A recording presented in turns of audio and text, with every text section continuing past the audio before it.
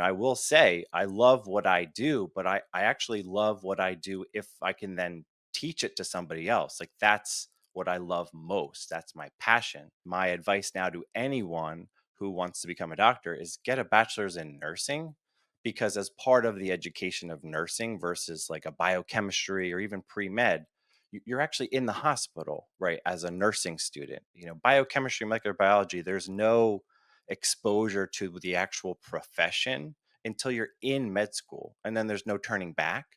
And nursing school made it very clear to me that I didn't want to be a doctor.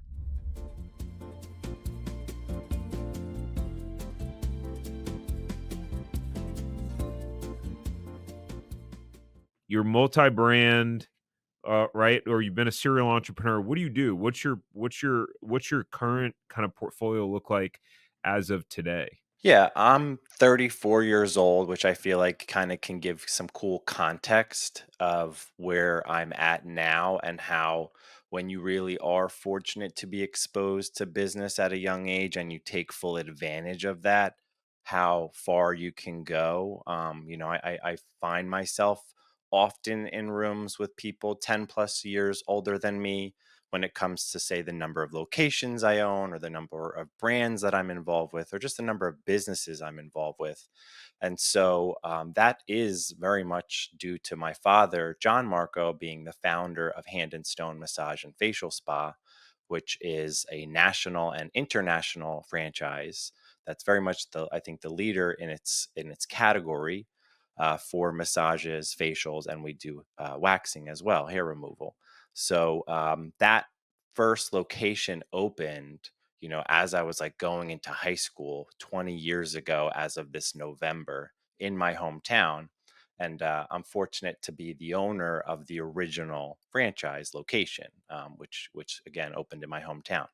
And so yeah, and I was your kind of typical in the sense of I'm going to be a doctor. So, I was very just, I did well in school, went to Penn State for biochemistry and molecular biology as my bachelor's degree, had a minor in chemistry. I tutored chemistry throughout college. I was, in front of 300 plus students, which kind of gave into my leadership that I loved to have. And I loved educating people and making information feel more digestible and really kind of make sure that people understood what I was talking about.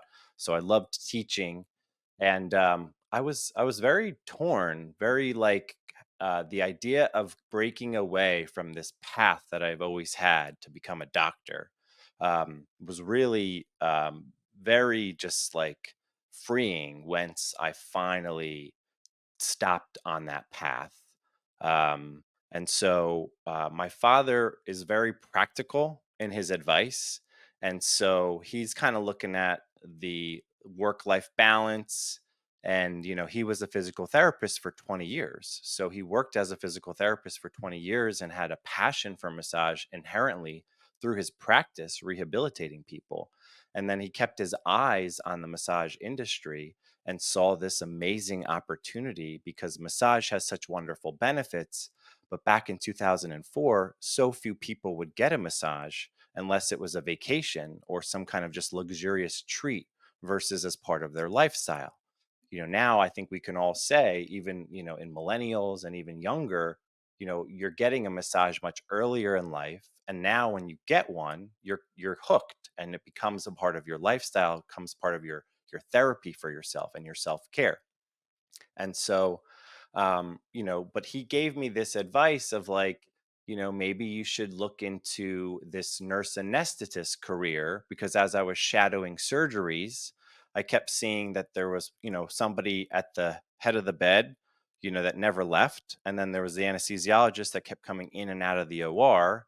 And the nurse anesthetist route kind of intrigued me in the sense of like it's this higher level nursing profession. They do well financially.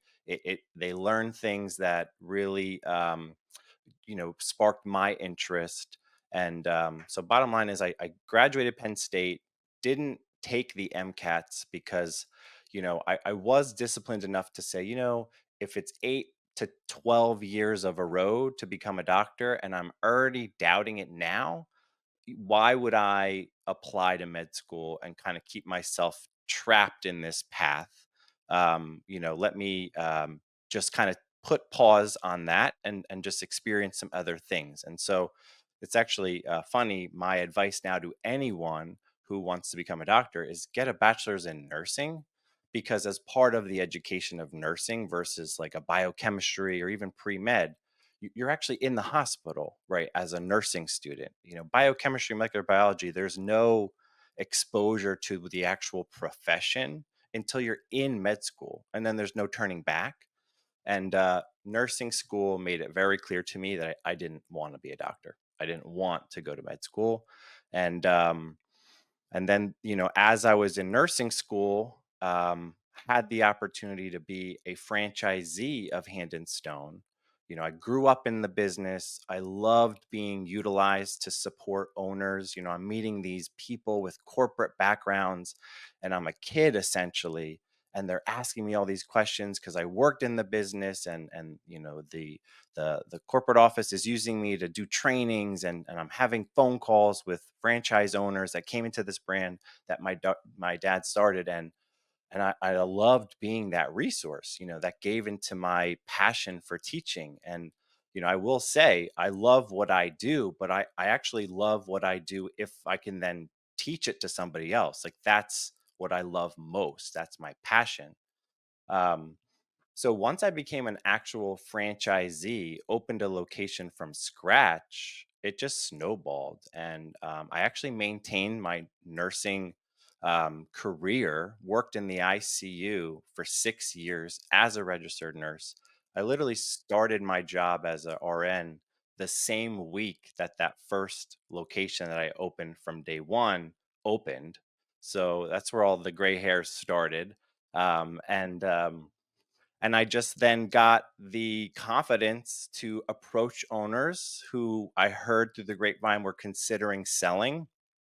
And all of the locations that I own within Hand and Stone are acquisitions, and I just purchased them.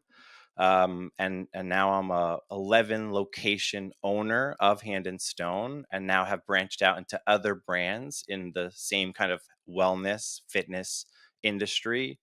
And I've also been the regional developer for the state of Ohio, because when my father was about to retire and had sold the business to private equity, Ohio was one big state on the map that really Hand and Stone didn't have much of a presence at all. There was only one location at the time. And then since I became a regional developer back in 2015, there's now 21 locations and many other licenses, sold, just not open yet. If you enjoyed this short clip from the podcast, you can check out another short clip right here. Or if you want to watch the full episode of this podcast, you can watch that here. And remember, knowledge is not power. It's applied knowledge that's power. Take care. Have a great rest of your day.